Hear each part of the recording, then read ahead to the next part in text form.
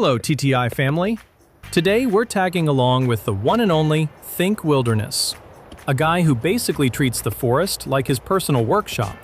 On his channel, you'll find everything from bushcraft builds to survival hacks, primitive living, and even some wild cooking that might make your kitchen feel a bit unnecessary. Watching his videos, you start to feel like you could survive a weekend in the wild with nothing but confidence and maybe a snack bar. Optional.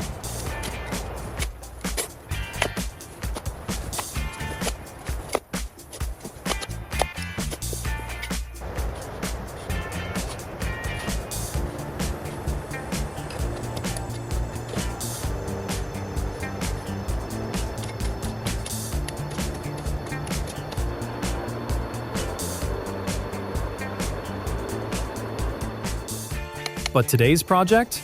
It's next level. Building a full-on stone and wood survival shelter from scratch. No shortcuts, no fancy machinery. Just skill, patience, and a whole lot of grit. This kind of work goes way back. Bushcraft, as the name suggests, is all about mastering wilderness skills. Something indigenous communities and early settlers relied on, long before hardware stores existed. And you can see that old-school knowledge come alive right here.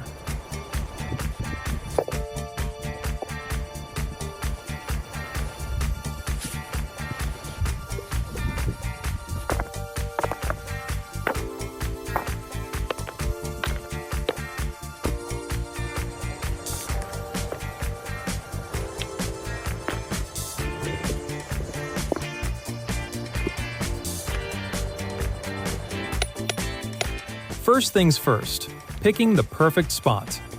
Not every patch of forest makes the cut. You need tall trees for shade and wind protection, plus easy access to materials, because hauling rocks uphill all day is not the vibe. Once the location is locked in, the real workout begins. Stone collecting is no joke. Most of these rocks come from a nearby creek, shaped over time by rushing water. Smooth? Yes. Lightweight? Absolutely not. Each one has to be carried, placed, and fitted like a giant, muddy puzzle.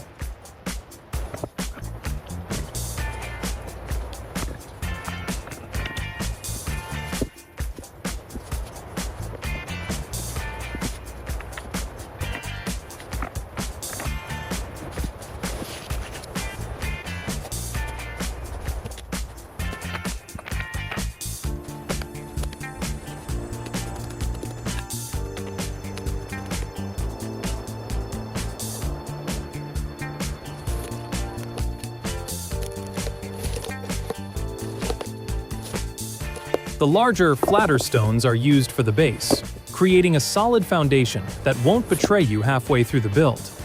And here's where things get clever. Stones aren't just stacked randomly. They're carefully arranged to lock together, reducing movement and adding strength. To seal the deal, a natural mix of mud and clay steps in as mortar, filling gaps and holding everything together like nature's version of cement.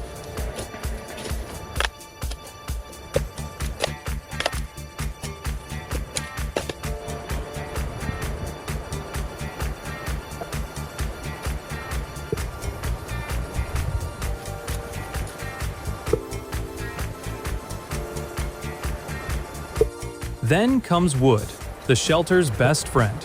Sourced from fallen or dead trees, it's shaped using simple hand tools, keeping things traditional. Strong, flexible, and surprisingly versatile, wood forms the framework and roof, tying the whole structure together.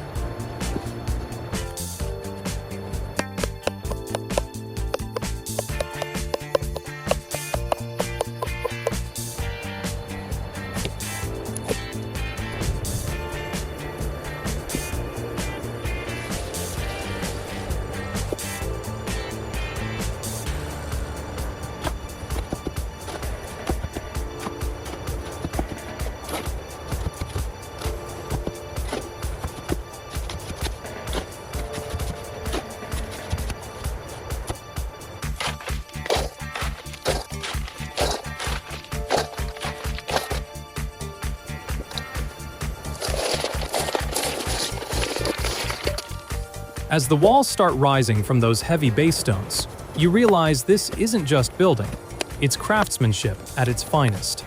And honestly, it makes you wonder, could you do this too? Or would you tap out after lifting the first rock?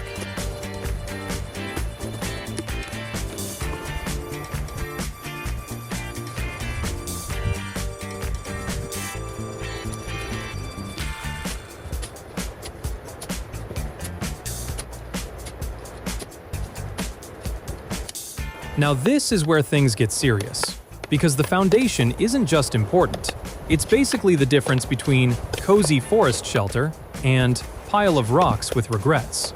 A solid base keeps everything stable and standing for the long run, and Think Wilderness clearly knows there's no cutting corners here.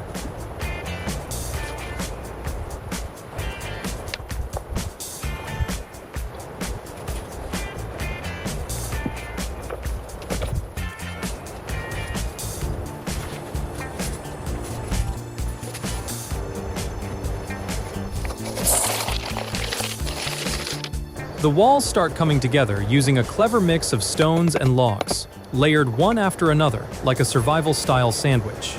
It's not random stacking either. This technique is all about strength.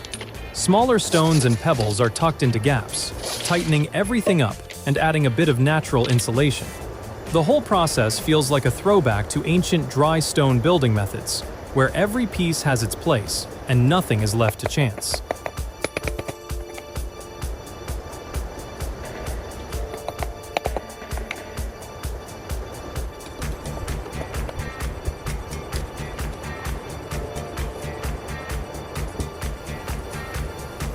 Each stone is carefully positioned, often interlocking with the others to spread the weight evenly. It's basically nature's version of engineering. No blueprints, just skill and experience. And when you combine those heavy-duty stones with sturdy logs, the result is a structure that's surprisingly tough. The stones provide the muscle, while the wood steps in to balance things out, distributing weight and reducing the risk of anything collapsing when the weather decides to get dramatic.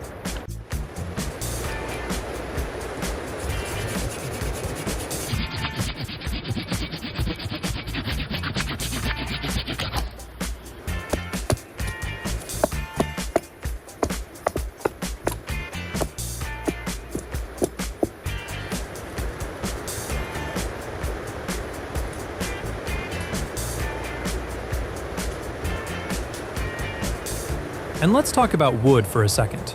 It's the unsung hero here.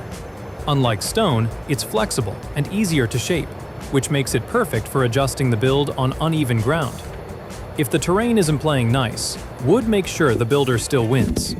That kind of adaptability is a game changer when you're working straight from the wilderness. Together, stone and wood also make a great team when it comes to comfort. Stones absorb and hold heat, helping regulate the temperature inside, while wood traps air within its fibers, acting like natural insulation. So, instead of freezing at night or roasting during the day, the shelter stays surprisingly livable.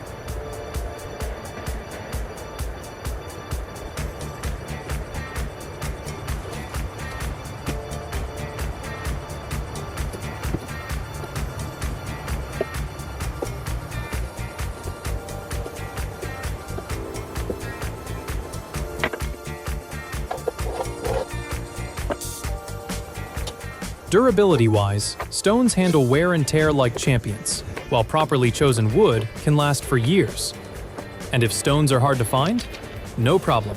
Wood fills in the gaps, saving time and energy. It's all about using what's available, efficiently and smartly.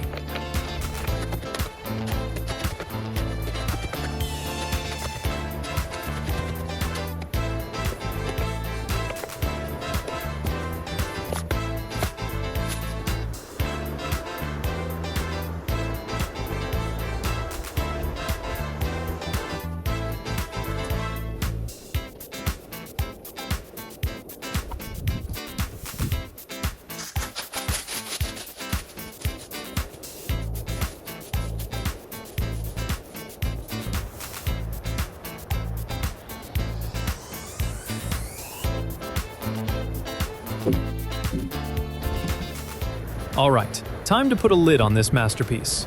Literally.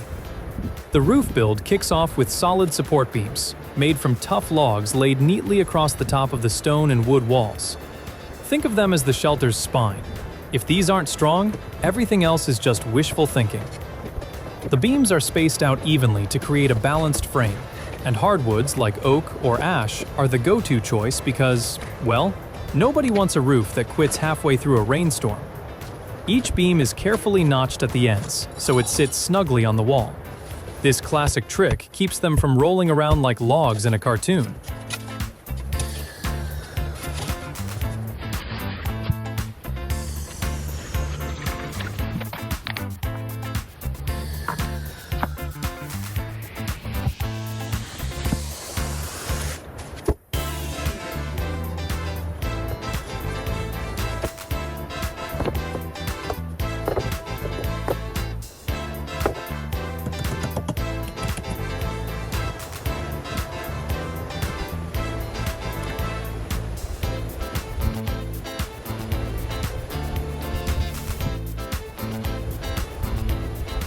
To lock everything in place, smaller stones are wedged into the gaps.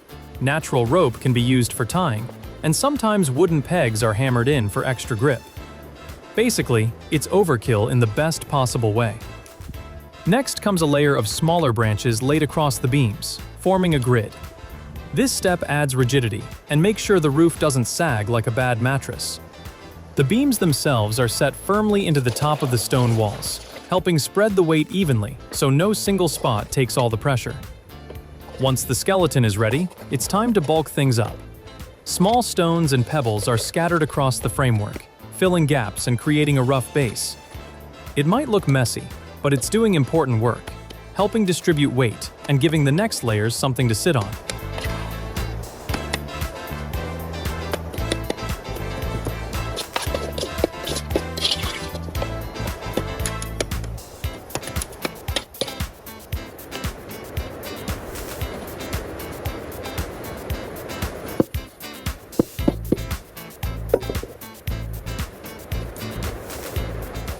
Then comes nature's insulation, a thick blanket of dry pine leaves.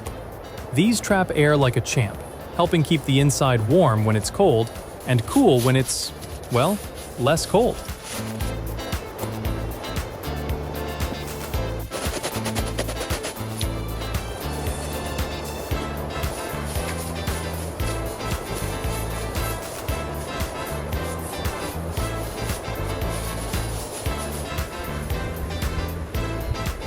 But since Mother Nature isn't always rain-friendly, a modern twist steps in: a tarp layer.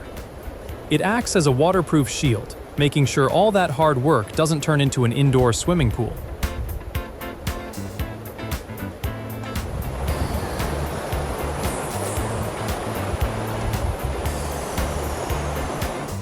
Finally, everything gets topped off with spruce branches and smaller twigs, carefully collected without harming the trees.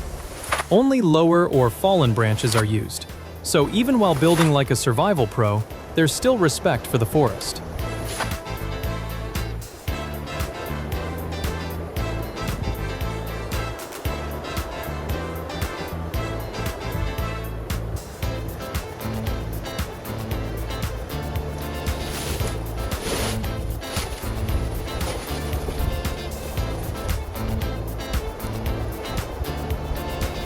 To finish things off, layers of spruce branches are tied down using smaller sticks or natural fiber cord, basically nature's version of zip ties. This top layer does double duty. It boosts insulation and helps the shelter blend into the surroundings, like a forest ninja hideout.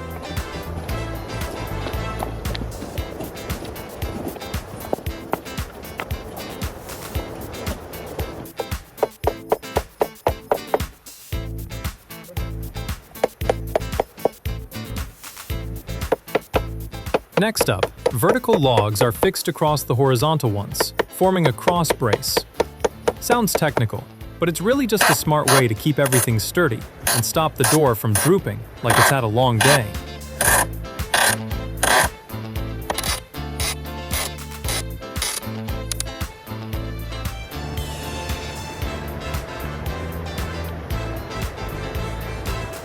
What's wild is that this whole build style isn't new at all.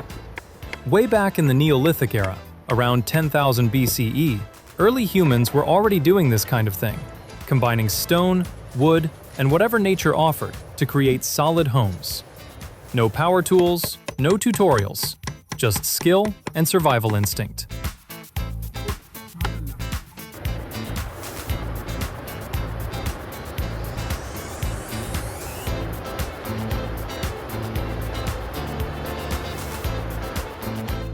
And here we are, thousands of years later, watching creators like Think Wilderness bring those ancient techniques back to life.